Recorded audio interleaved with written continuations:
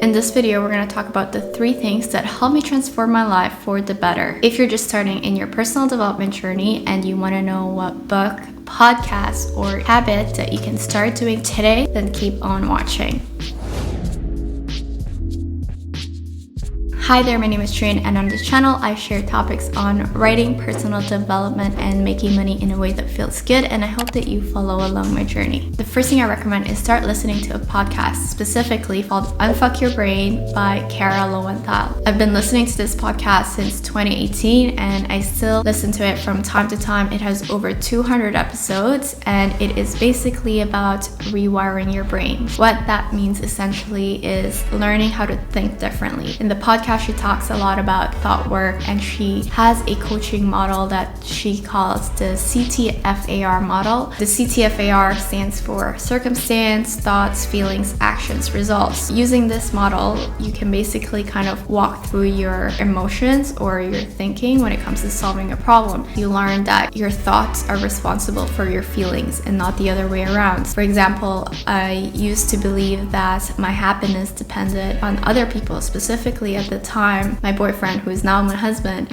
I depended a lot on him. I would get upset if he wasn't able to spend time with me, and I would get upset just for little things. And I thought that I had to control his actions to make me feel better. So once I learned about this model, I was able to apply it in my personal life and kind of slowly learn to go through my own process. So for instance, the circumstance being like he didn't text me, the thought being, why isn't he texting me? Is it because he's busy or is because ignoring me? So those 2 thoughts are very different, would cause 2 different feelings. One of them would cause for me to be angry if he was ignoring me, whereas the other one where I'm thinking, oh, he's busy, then, I can do other stuff. He's probably doing something important. That's why he's not texting me. So from the thought, it would create 2 different feelings, and then it would create 2 different actions and therefore results. One of them would cause a fight and the other one would cause nothing. It would cause like a neutral behavior. This podcast, it really helped me get through my confidence issues, my insecurity issues, the way that I see the world, the way that I see myself, my self-esteem.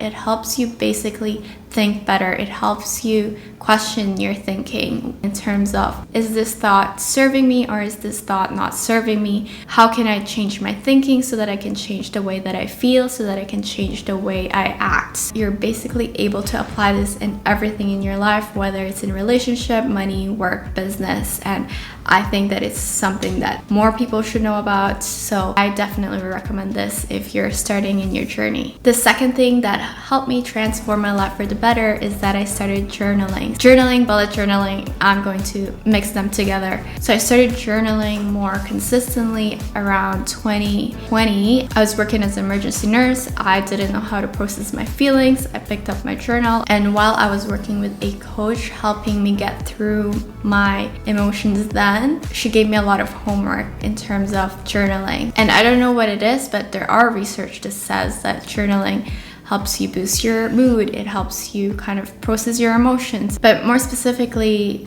the habit of journaling, or specifically bullet journaling, has helped me focus. I've tried so many digital ways to keep track of my day and to do to-do lists. Bullet journaling is something that I wish I had known earlier on so that I could have a very consistent journaling habit, which I do have now pretty much like 90% of the time. I personally do the very simple way of bullet journaling, which is the way that writers see, who's the original inventor of bullet journaling. So I don't do any of that pretty stuff that you see on social media. Bullet journaling is very useful if you're someone who has a lot of things going on in their lives and you want to be able to finish the things that you need to do while also still being productive throughout the day. It helps you be more present in your life. It's really good in terms of keeping yourself on track with your day-to-day list, keeping track of your habits, to give you more focus. And more importantly is that it helps you question the task that you're doing. One of the features of bullet journaling is that rewriting the task. If you didn't do the task that you needed to do today, you're either able to reschedule it or migrate it to some future later date. If you keep writing it over and over again, then it makes you question yourself, like, if I haven't done this, the past 2 or 3 times, do I really care about it? Because if you did, you would have done it already. So it's really good. It's very simple, but it's so effective because then it helps eliminate the things that deep down you don't really want to do it, because sometimes we're so caught up in the things that we don't really need to do, but we just kind of have to do them. It's very flexible, so if you can do doodle, you can have to-do lists, and you can make it your diary, you can make it your vision board. So if you have a lot of things that's going on in your mind and you just want to be able to brain dump throughout the day, you have thoughts and you get distracted on your phone, then I definitely recommend using a bullet journal. One of my favorite things about bullet journaling is that it makes me feel like my day isn't passing by me. So every day I get to kind of write down what I've done for the day and also like a summary of my day. So then it's nice to see it after a month where it's like, wow, I had a really good month this month, and look at all the things that I've done. So you feel like you're actually living life instead of just passing by it. The third thing that I recommend is reading books, specifically the book The Mountain Is You by Brianna Wiest? I'm not sure.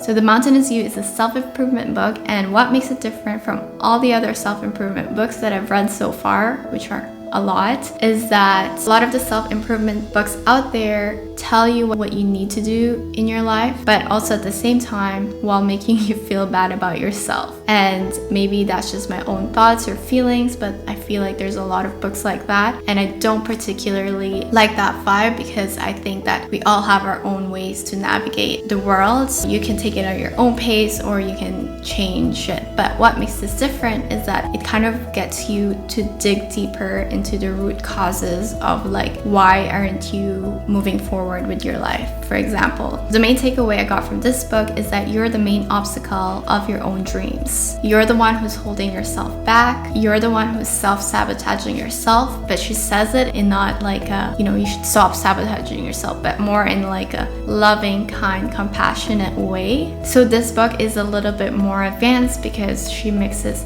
spirituality as well as emotional intelligence backed with science kind of content when it comes to personal development. So that's why I also really like it. Regardless, I think it's a very good book to start with.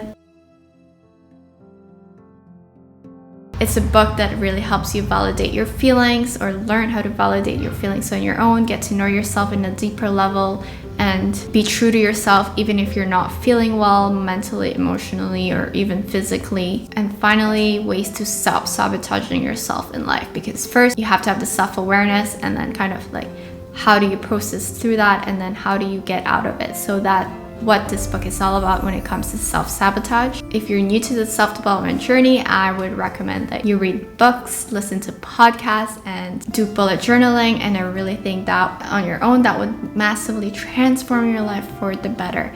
Let me know down below if you have any other questions when it comes to your personal development journey. And thanks for watching. I will see you in the next video.